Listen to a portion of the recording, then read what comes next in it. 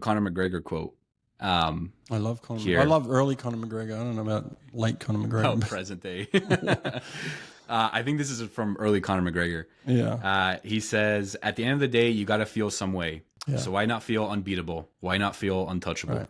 Right. Yeah, it's one of my favorite quotes. I use it all the time too, and I love it. And it's so true, right? Like you're going to feel a certain way.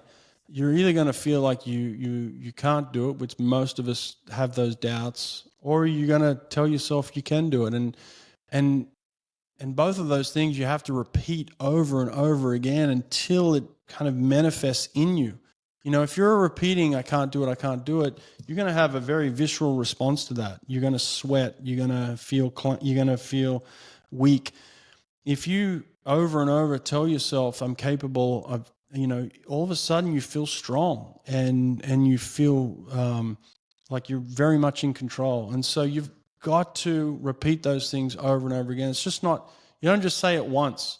It's got to be something that just continues on a loop, and that negative will still try and slide in there, and you just got to slide it out and then loop again that positive. So it is a skill. It is an exercise that you've got to practice, I believe.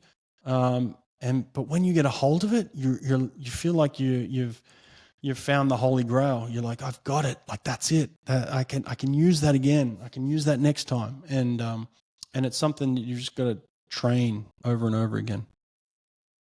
I have another, I think I paraphrased this, but it's from Sean Purry, who is an entrepreneur. He has the My First Million podcast.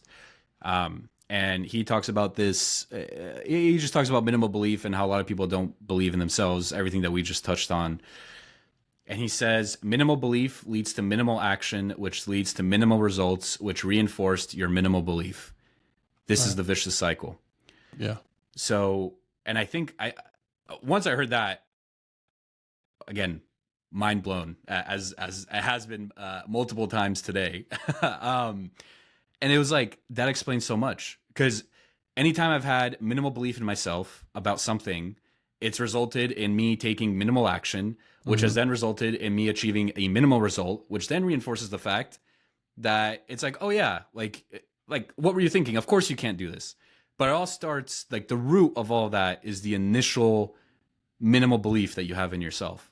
And then you're just stuck on this, almost a self-fulfilling prophecy, and this endless, circle of death where you're just going through the motions and you're like, all right, here's another unfamiliar scenario. What do we usually do in this scenario? Oh yeah, we have minimal self-belief, and then yada, yada, yada. And then you're stuck in that cycle.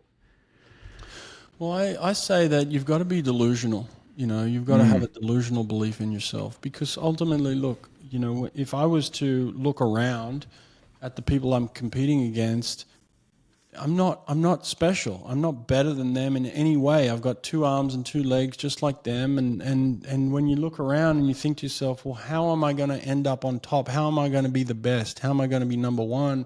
When you look around a room of all these people that you're competing against, and you see that there's nothing about you that's special, you've got to then have this delusional belief that there's something special about you. That you've done something special, that you've got some ability that they don't have, or you just outright believe that you're better than them, and in a way, like I said, it has to be delusional. And so, like, for me, in the space that I live, where I'm trying to be the best in the world and my athletes are trying to be the best in the world, I have to get them to be delusional, to make them think that there's something special about them that nobody else has or nobody else has done in the past. And so it's an interesting world to live in, but when you're there, you realize that we're all capable of that. We really are. Like, every single one of us is capable of that delusional belief.